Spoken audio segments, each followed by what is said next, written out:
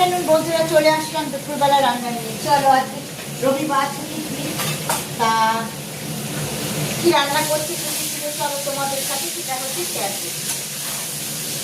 তা আজকে হচ্ছে করছি কি বলতো, একদম এখানে পেঁপে দিয়ে আর আলু দিয়ে চিকেনের পাতলা ঝোল, কাঁচা লঙ্কা বাটা দিয়ে। দেখো এখানে পেঁপে আলুটা আমি ভাজা শুরু করে দিয়েছি, আর এখানে চিকেন দিয়ে দেখো পরিষ্কার করে নিয়েছি। আর উপকরণ নিয়েছি চিকেন করার জন্য, দেখো কাঁচা পেঁয়াজ কুচিয়ে নিয়েছি, কাঁচা লঙ্কা, টমেটো আর আদা রসুন। আজকে আমি করবো একদম চিকেনের কাঁচা লঙ্কা দিয়ে পাতলা ঝোল।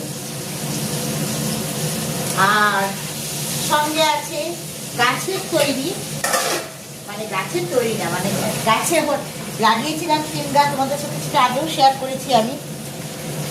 তা প্রচুর শিম হয়েছে গাছে।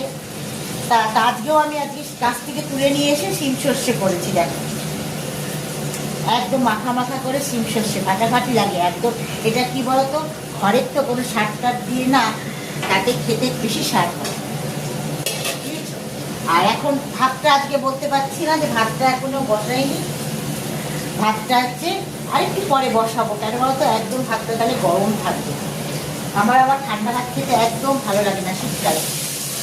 শীতকাল কি গরমকাল, আমার ঠান্ডা ভাত খেতে ভালো লাগে না। গরম গরম ভাত হলে পেঁপে আলু সিদ্ধ দিয়ে খেলেও সেটা হচ্ছে অমৃত। আর ঠান্ডা ভাত একদমই ভালো লাগে না। তা পেঁপে আর আলুটা আমার মোটামুটি ভাজা হয়ে গেছে একটু লাল করে। এইবার আমি পেঁপে আলুটাকে তুলে নিচ্ছি।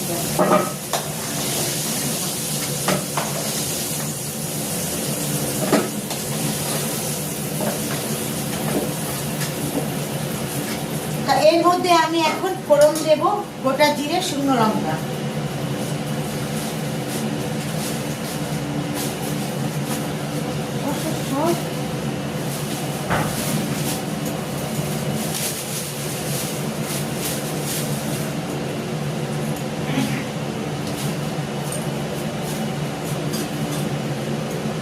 দেখো দিয়ে দিচ্ছি গোটা জিরে, আর হচ্ছে আমি এখানে 4-5টা শুকনো লঙ্কা দিয়ে দিয়েছি ফোড়নের জন্য।